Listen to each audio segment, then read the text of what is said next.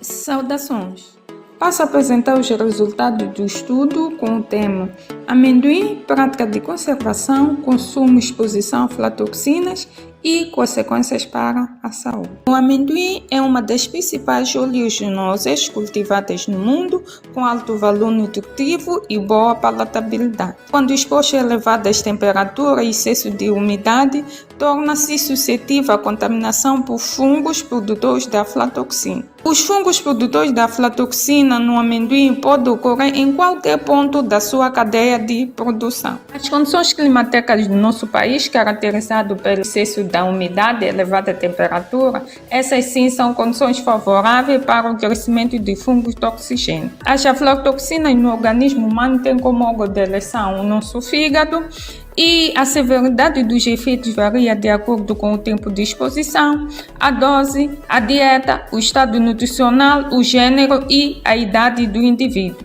Aliado a esses aspectos todos, surge a seguinte questão de partida: quais são as práticas de manejo usadas pelos diferentes intervenientes na cadeia de produção, processamento e consumo de amendoim que constituem fatores de risco para a exposição à aflatoxina? O estudo pretendia avaliar as práticas de manejo de amendoim desde a produção até ao consumidor final e a sua influência para a contaminação do mesmo por aflatoxina.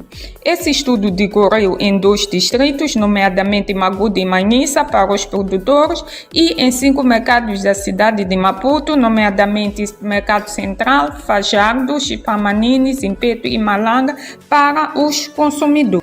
Em relação à produção do amendoim nos 2 distritos, a maioria dos produtores optam pelo solo de sequeiro. Entretanto, o fato de o amendoim ser produzido em regime de sequeiro poderá contribuir para a contaminação do mesmo por fungos produtores de aflatoxina.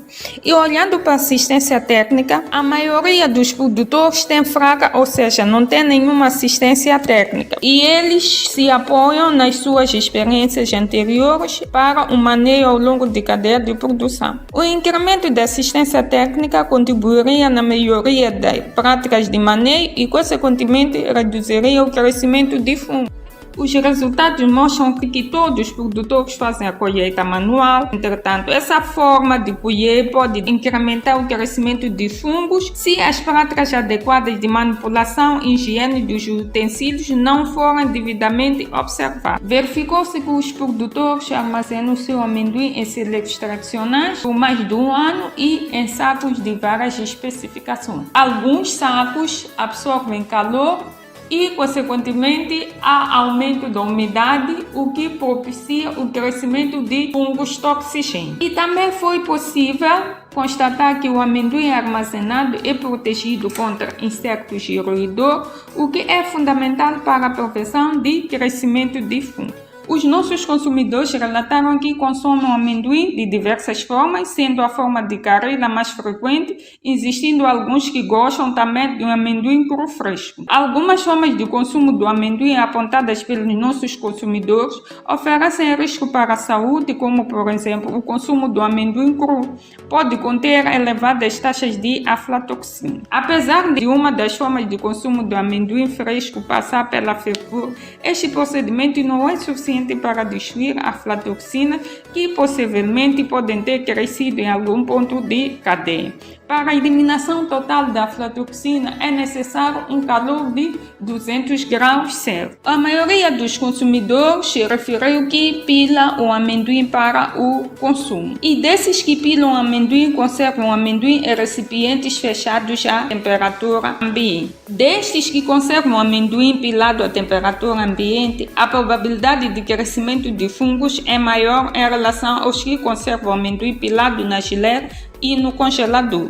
A conservação do amendoim pilado na geleira ou no congelador retarda o crescimento do fungo, contudo, deve ser respeitado o período de vida útil do mesmo, a temperatura da geleira ou do congelador, este que é estimado em um pouco de 1 mês. Alguns consumidores referiram que observaram sinais de deterioração no amendoim pilado e conservado na tigela a temperatura ambiente. E desses que observaram os sinais de deterioração, alguns consumiram o amendoim com sinais visíveis de deterioração. E os sinais visíveis foram os fios tipo teias de aranha e bolor, que são realmente indicativos de crescimento fungo.